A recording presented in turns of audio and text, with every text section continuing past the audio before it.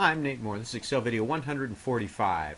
We're going to wrap up our discussion of the financial functions. Remember, there's a ton more financial functions, than I'm going to spend time on in these videos. A lot of relating to bonds and depreciation and a variety of things. I just wanted to run through some of the basics that I thought you might encounter in medical practice. Two things you might find helpful. Remember, we started with present value and then we worked on payment. This formula here, if you look at it, will do rate, and all rate does is the same thing that we've done before. It is B23 times 12, that's the number of periods, so we're doing 10 years. And then remember, I'm putting all the information inside the function so it looks better. By doing minus 24, remember the payments have to go a different sign than the present value. So if we do $574.12 worth of payments on a $50,000 loan, that tells you the interest rate is 6.75%. The time you may use this, sometimes you've got bankers or leases where they'll give you all the terms. They say, here's, we're going to loan you this much, the equipment costs this much, you're going to make 10 years worth of payments every month, and the payment's this. But they don't tell you what the interest rate is, and maybe make it a little bit more difficult to comparison shop. That's easy. Just use this rate formula, and you'll do it. And then notice in the rate formula what I did is I took this formula here, and once I was done with it, and again, as I'm highlighting over, it's telling you all the pieces.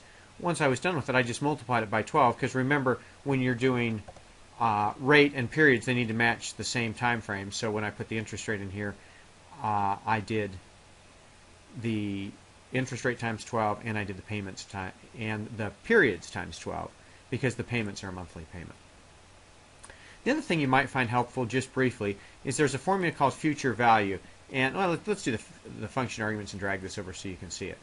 What future value is I'll read this. The future value of an investment based on periodic constant payments, constant interest rate. And that's the key.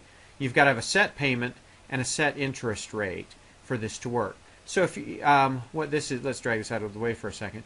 If you're investing $1,000 per month for 10 years and you make 5.5% interest, how much will you have in the future? And the answer is $159,000. And again, how am I doing that? I'm taking the payment amount is a monthly amount, so I need my rate and my periods to be monthly. So my period is 10 years. I want that to be 10 times 12, that's 120. My interest rate's 5.5%, so I'll do 5.5%. That annual rate divided by 12 to get a monthly rate. And it all works out to be $159,000 that you'll have at the end of 10 years after paying $1,000 a month at 5.5%. This present value, just for clarification, if you were to start the day with, if you had $100,000 in there to start with, and then made $1,000 a month payments for 10 years, then it'd be $332,000. Present value just says how much am I putting in to start, and then I'm going to do $1,000 a month for 10 years at 5.5%, and the future value will figure it out for me. So there you have it. Present value, payment, rate, and future value. Each of those will help you with financial calculations and do the basics. Again, this isn't something to rely on for making $1 million loans to people or whatever. It's just a big picture understanding of how loans and leases work in Excel. That's what I wanted to cover on financial side.